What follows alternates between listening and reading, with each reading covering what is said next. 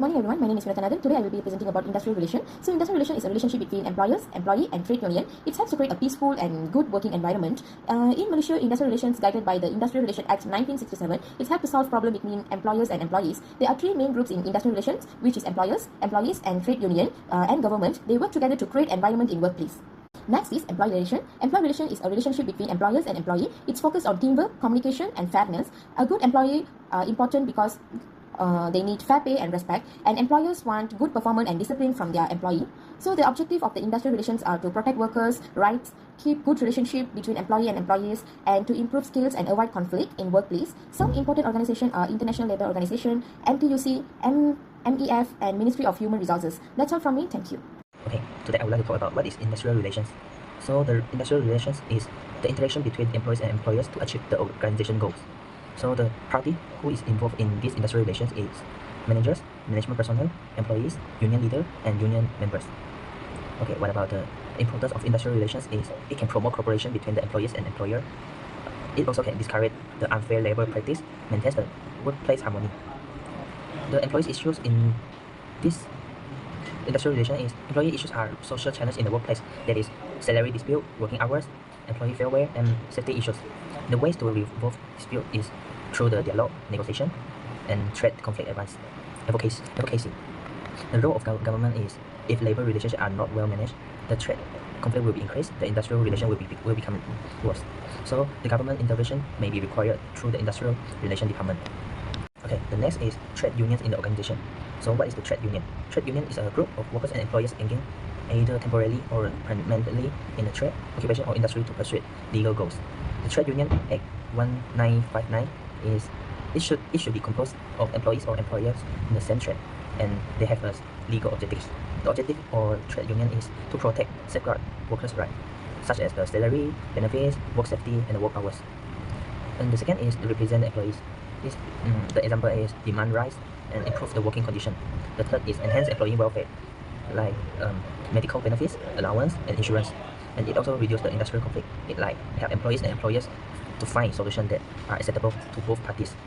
The union membership got two. The first is a private sector, and the second is public sector. First, private sector. Its members should come from the same trade, occupation, or related field. The example of this private sector is the National Union of Plantation Workers (NUPW) and the Malayan Bank Employees Union (NUBE). The second is public sectors. Members are from government department, specific field of expertise. The example is the National Union Management Service (NUP), National Union of the Teaching Profession (NUTP). What about the importance of trade unions?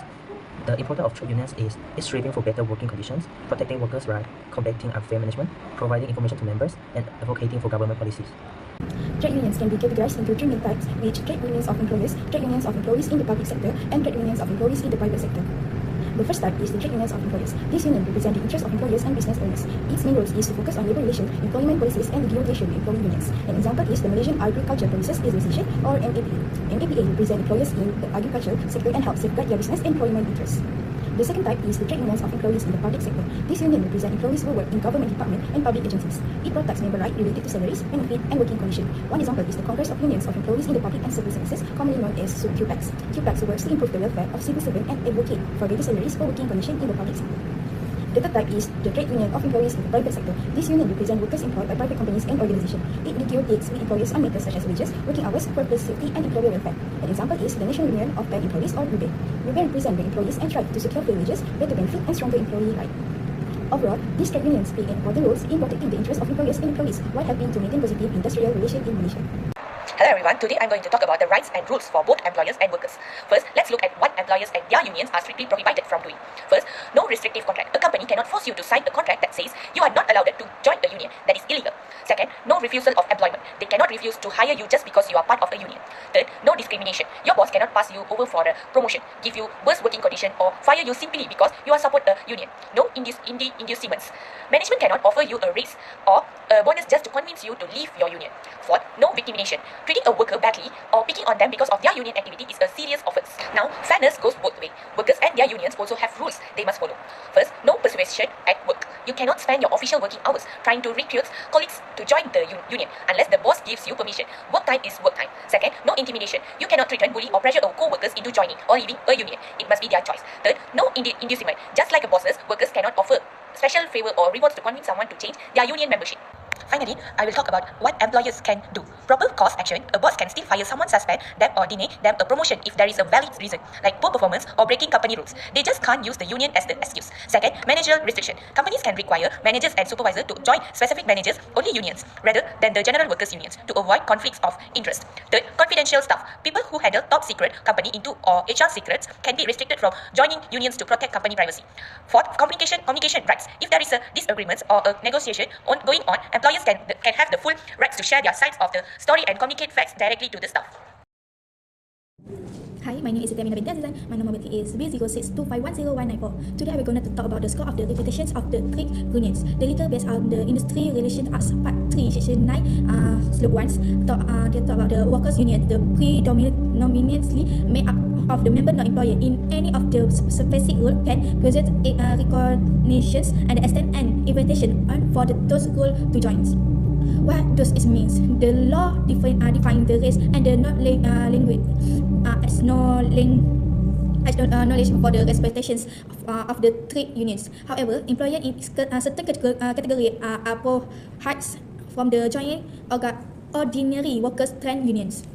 Okay, next I will talk about the purpose of the regulations. The avoid of the conflict of the interest between the management and the workers. Next, provide abuse of the authority and the use of the privileged information. Ensure fair expectations and protect to the employer interaction.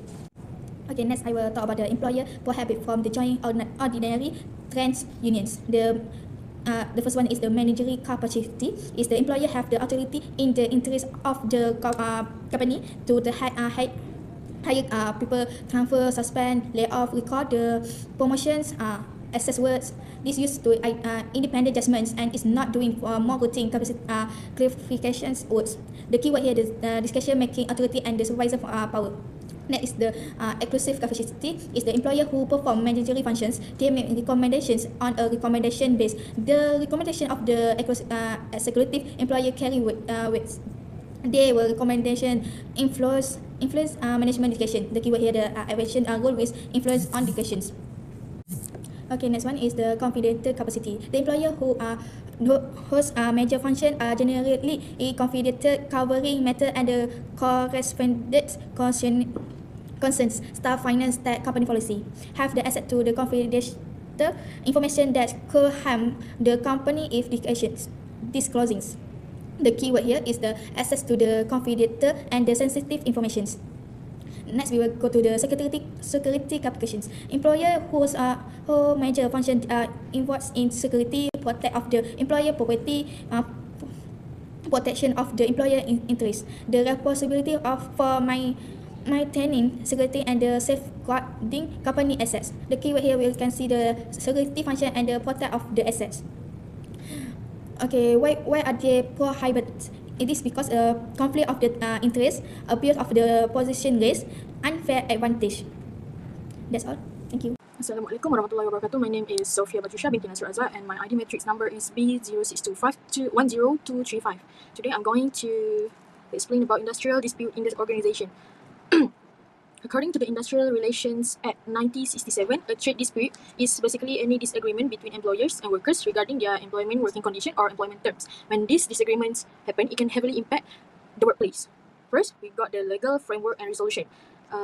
So now, how does the law handle this? First, the Act strongly encourages self-resolution. This means it's always best if employers and employees sit down and solve their conflicts through direct discussion without the government stepping in. However, if they cannot agree, the Act provides a legal framework to protect everyone's right. But there is a catch. Certain core management decisions are excluded from collective bargaining. This means things like promotion, hiring, firing, layoffs, and transfers are things the management decides and workers cannot officially dispute or strike over them. Impact on employers. When an industrial conflict actually happens, like a strike, it heavily impacts the employer in four major ways. First, we got financial loss, which is production stops, but fixed costs remain, leading to lower sales and dropping profits. Second, we got contract penalties. If a company cannot deliver goods to clients on time due to a strike, they might face heavy fines. And third one is reputation and social costs. It damages the company's image, lowers employee morale, and causes social distress. And finally, physical damage. In worst case scenarios, tense dispute can unfortunately lead to property damage or physical threats. Ultimately, preventing this dispute through open communication is always the best way forward. Thank you from me.